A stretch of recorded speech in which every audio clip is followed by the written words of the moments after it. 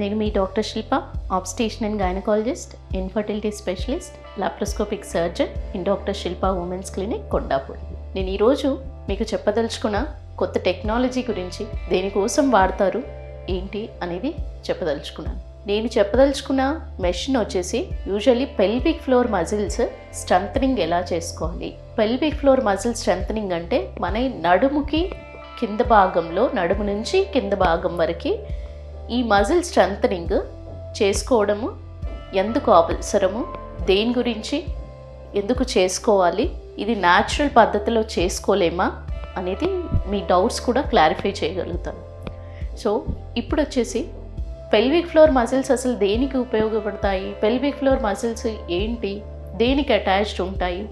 So pelvic floor muscles అంటే మనకి కింద భాగంలో వచ్చే, బొడ్డు కింద భాగంలో వచ్చేది యుట్రస్కి, అమ్మాయిలకి సంబంధించి యుటిరస్ కానివ్వండి, గర్భసంచి, మూత్రసంచి, మూత్రనాళము, వాటి ముఖద్వారాలుకి సంబంధించిన మజిల్స్, గట్టిగా ఉండడానికి సంబంధించిన మజిల్స్ ఎలా ఉంటాయి.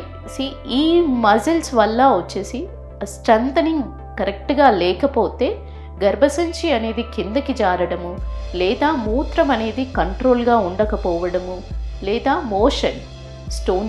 మోషన్లో కూడా కొంతమందికి కంట్రోల్ లేకపోవడము, మోషన్ కూడా లీక్ అవ్వడము, ఫీకల్ ఇన్కాంటినెన్స్ కానివ్వండి, ఈ అన్ని ఆర్గాన్స్కి రెక్టమ్, యానస్ దగ్గర నుంచి గర్భసంచి దగ్గర నుంచి మూత్రసంచి, మూత్రనాళం వరకు సంబంధించిన మజిల్స్ స్ట్రెంథనింగ్ అనేది నాన్ ఇన్వేజివ్ పద్ధతిలో మన సెంటర్లో అవైలబుల్ ఉందండి. నాన్ ఇన్వేజివ్ అంటే ఆపరేషన్ జరగకుండా కొత్త టెక్నాలజీతో, అంటే మ్యాగ్నెటిక్ వైబ్రేషన్స్ ద్వారా మజిల్ స్ట్రెంథనింగ్ అనేది పెంచేసుకొని మీకున్న సమస్యలు, మూత్ర సమస్య కానివ్వండి, గర్భకోశ సంబంధించిన సమస్యలు కానివ్వండి, ఈ విధంగా కిందకి జారడము, ఈ సమస్యలకి పరిష్కారం అనేది ఇప్పుడు వచ్చిన కొత్త టెక్నాలజీతో పాసిబుల్ అవుతుంది. ఇది సర్జరీ లేకుండా. పాజిటివ్ ఏంటి అంటే, దీంట్లో పాజిటివ్ ఏంటి అంటే ఆపరేషన్ అనేది లేకుండా, అంటే అనస్థీషియా సైడ్ ఎఫెక్ట్స్ కానివ్వండి, ఆపరేషన్ కాంప్లికేషన్స్ కానివ్వండి, కట్ చేసి లోపలికి వెళ్ళి చేయాల్సిన అవసరము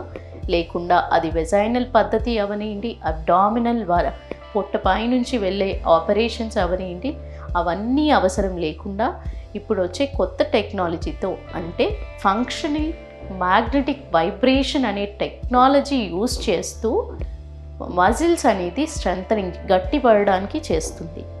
సో ఇప్పుడు నేను మా ఎక్విప్మెంట్ చూపించి మీకు చెప్పదలుచుకున్నాను కొంచెం డీటెయిల్డ్గా. దీంట్లో వచ్చేసి ఈ ఫంక్షనల్ మ్యాగ్నెటిక్ వైబ్రేషన్ అనేది ఒక చైర్ బేస్డ్ ఉంటుంది. సో ఈ చైర్ బేస్డ్ దీని ఫంక్షనింగ్ మొత్తం కూడా ఒక సెట్టింగ్స్ ద్వారా ఎస్టాబ్లిష్ చేసి ఉంటుంది. సో దీంట్లో ఏంటంటే మీకున్న సమస్యని సెట్టింగ్ పెట్టుకోవాల్సి వస్తుంది. ఇప్పుడు అర్జ్ ఇన్కాంటినెన్స్ అనుకోండి, అంటే ఆపుకోలేకపోవడము, యూరిన్ అనేది బ్లాడర్ ఫుల్ అవ్వకముందే మీకు అర్జ్ ఇన్కాంటినెన్స్ అంటే లీక్ అవ్వడము, ఆపుకోలేకపోవడం, హోల్డ్ చేసుకోలేకపోవడం, ఇవన్నీ అర్జ్ ఇన్కాంటినెన్స్ కింద వస్తుంది. కొంతమందికి ఏంటి స్ట్రెస్ ఇన్కాంటినెన్స్, బ్లాడర్ ఫిల్ అవ్వకపోయినా ఒక్కోసారి దగ్గినా, తుమ్మినా, లేదా కొంచెం అబ్డామినల్ ప్రెషర్ అయినా, బరువులు ఎత్తినా లీక్ అవ్వడం అనేది జరుగుతుంది. సో దీని సమస్యకి సంబంధించి, లేదా 2 రకాల ప్రాబ్లమ్స్ ఉన్న వాళ్ళకి, మిక్స్డ్ ఇన్కాంటినెన్స్ ఉన్న వాళ్ళకి కూడా సపరేట్ సెట్టింగ్ ఉండడం జరుగుతుంది. దీంతో పాటుగా మేల్స్లో ఇంకొక పాజిటివ్ ఫైండింగ్ ఏంటి అంటే ఎరెక్టైల్ డిస్ఫంక్షన్ కూడా కరెక్ట్ చేయగలుగుతాము. ఎరెక్షన్కి సంబంధించిన పెనిక్ మజిల్స్ కానివ్వండి, అక్కడ ఉండే జెనైటల్ ట్రాక్ట్ మజిల్స్ కానివ్వండి స్ట్రెంథన్ చేసినట్టయితే దాని ద్వారా వచ్చే డిస్ఫంక్షన్స్ కూడా కరెక్ట్ చేయగలుగుతాము. సో ఇవన్నీ ఎలా కరెక్ట్ అవుతాయి? ఓన్లీ పెల్విస్ మాత్రమే, కింద మజిల్స్ని మాత్రమే స్ట్రెంథన్ చేస్తే సరిపోదండి.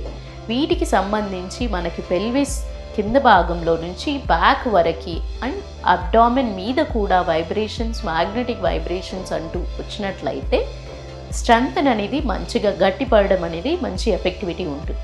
సో ఇప్పుడు వచ్చి కొత్త టెక్నాలజీతో అది పాసిబుల్ చేయగలుగుతాం.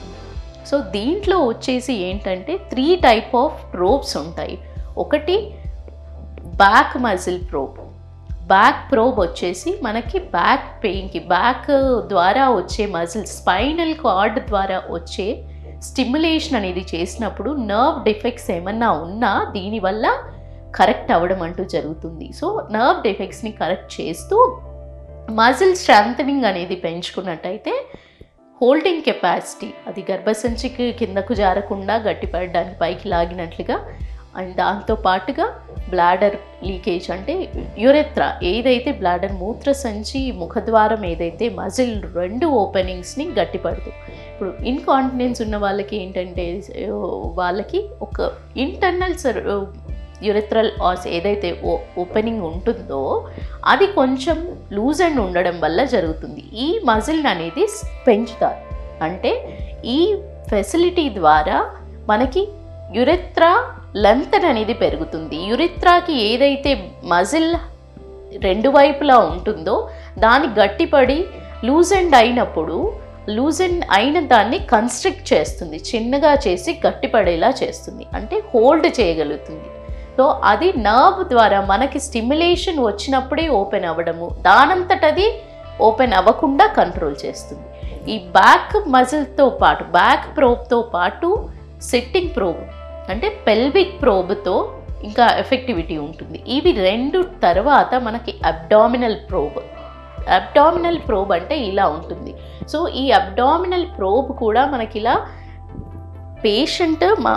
వచ్చిన పేషెంట్ ఇలా అబ్డామిన్కి ఒక బెల్ట్ ద్వారా కరెక్ట్గా ఫిట్ చేసేసి వాళ్ళ బ్యాక్కి కరెక్ట్గా సపోర్ట్ ఇచ్చినట్టయితే, వెన్నుపూసకి సపోర్ట్ ఇచ్చినట్టయితే దీని ద్వారా వచ్చే ఫంక్షనల్ మ్యాగ్నెటిక్ వైబ్రేషన్స్ ఒక రిథమిక్ బేస్తో కొంచెం సేపు పాటు బ్యాక్కి వచ్చి కొంచెంసేపు పాటు సిట్టింగ్ పెల్విస్కి వచ్చి ఆ తర్వాత అబ్డామిన్లో రావడము, కొంచెం సేపు తర్వాత 10 నుంచి 15 నిమిషాల తర్వాత వచ్చేసి 2 ఒకేసారి స్టిమ్యులేట్ అవ్వడము, ఇలాంటి ఎఫెక్టివిటీ ఒక రిథమిక్ వేలో ఎఫెక్టివిటీ రావడం అనేది జరుగుతుంది. సో ఈ రిథమిక్ వే ఆఫ్ స్టిమ్యులేషన్ అనేది ఒక 30 నుంచి 40 నిమిషాల వరకు తీసుకున్నట్టయితే దాని ఎఫెక్టివిటీ అనేది మీరు చూడగలుగుతారు.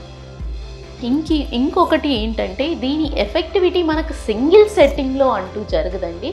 ఎందుకంటే ఏదైనా నర్వ్ డిఫెక్ట్స్ ఉన్న నర్వ్ రీజనరేషన్ అనేది కొంచెం స్లోగా ఉంటుంది. మజిల్ ఎఫెక్టివిటీ కూడా స్ట్రెంథనింగ్ అవ్వడానికి మజిల్ టు మజిల్ ఫైబర్స్ చిన్నగా ఉంటాయి. సో ఆ స్ట్రెంథనింగ్ అవ్వడానికి కొంచెం టైం పడుతుంది. చాలా మందికి ఏంటంటే దీని ఎఫెక్టివిటీ కనిపించడానికి కనీసం ఒక 4 సెట్టింగ్స్ అంటూ తీసుకున్న తర్వాత దాని ఎఫెక్టివిటీ అంటూ చూడడం జరుగుతుంది.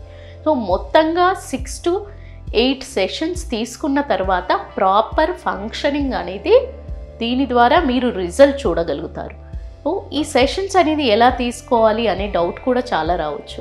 ఎంత గ్యాప్ తోటి మాటికి రోజు తీసుకోవాలా, ఎలా తీసుకోవాలి అని చాలామందికి డౌట్ రావచ్చు. సో దీనికి సంబంధించి ఏంటంటే స్ట్రెంథనింగ్ అనేది పెరగడానికి రోజువారీగా కాకుండా, ఎందుకంటే దీంట్లో మ్యాగ్నెటిక్ వేవ్స్ అంటూ జనరేట్ అవుతూ ఉంటాయి. సో ఈ మ్యాగ్నెటిక్ వేవ్స్ అనేది డైలీ బేస్డ్ ఎక్స్పోజర్ జరగకూడదు. డైలీ ఎక్స్పోజర్ కాకుండా వీక్లీ 2 times అంటూ ఇస్తాం. వీక్లీ 2 times ఇస్తూ ఫర్ 4 weeks అంటే టోటల్ 6 to 8 సెషన్స్ జరిగినట్టయితే you will see the result. మీరు రిజల్ట్ అనేది ఒక 2వ నెల నుంచి చూడగలుగుతారు. సో ఈ ప్రాపర్ సెట్టింగ్స్ అంటూ తీసుకోవడం అంతే ముఖ్యం. జనరేషన్ అనేది మీరు గ్యాప్ ఇచ్చారనుకోండి, ఒక మంత్ తీసుకొని ఒక 2 సెషన్స్ అలా తీసుకొని మళ్ళీ గ్యాప్ ఇచ్చేసి ఇంకో నెల గ్యాప్ ఇచ్చేసి తీసుకున్నట్టయితే అది ఎఫెక్టివిటీ చూడరు మీరు. సో ఆ ఎఫెక్టివిటీ అనేది సర్టెన్ రేంజ్లో సర్టెన్ గ్యాప్ తోటి, అంటే కరెక్ట్ గ్యాప్ తోటి కరెక్ట్గా తీసుకున్నట్టయితే, కరెక్ట్ టైమింగ్ తీసుకున్నట్టయితే మంచి ఎఫెక్టివిటీ కనిపిస్తుంది. మీకు ఏదైతే బాధతో మీరు బాధపడుతున్నారో దాని ఎఫెక్టివిటీ వచ్చి ఆపరేషన్ లేకుండా మీరు చూసే రిజల్ట్ ఎంత హోల్డ్ చేసుకోగలుగుతున్నారు ఏంటి అనేది మీకు గ్రాడ్యువల్లీ తెలుస్తుంది. మంచి రిజల్ట్ రావడానికి 6 to 8 weeks పడుతుంది. 6 to 8 సెషన్స్ తీసుకోవాల్సి వస్తుంది. అండ్ దీనికి ఎలాంటి పేషెంట్స్ తీసుకోవాలి అనేది నేను ఇంకో వీడియోలో చెప్తానండి. ఎలాంటి పేషెంట్స్ ఇది తీసుకోవాల్సిన అవసరం ఉంది, ఎవరు ఫిట్ చేస్తారు దీనికి, ఇది ఇంకో సెషన్లో చెప్తానండి. నేను అర్థమైందని అనుకుంటున్నాను. ఈ ప్రోబ్స్ గురించి నేను ఏదైతే ఇన్ఫర్మేషన్ ఇచ్చానో, సో మీరు మా దగ్గర ఉన్న టెక్నాలజీని మీరు యూజ్ చేసుకొని ఈ సర్జరీ లేకుండా మీకు నాన్ ఇన్వేజివ్ పద్ధతిలో మీ ప్రాబ్లమ్ని క్యూర్ చేసుకునే సదుపాయం మా దగ్గర ఉంది. సో మీరు ఈ యూటిలైజ్ చేసుకుంటారని నా దగ్గర మా సెంటర్లో ఉన్న అవేర్నెస్ అనేది మీకు చెప్పడానికి ఈ వీడియో చేశాను. వచ్చి మీ ఫెసిలిటీ అనేది యూజ్ చేసుకోవచ్చు. థ్యాంక్ యూ అండి. నమస్తే.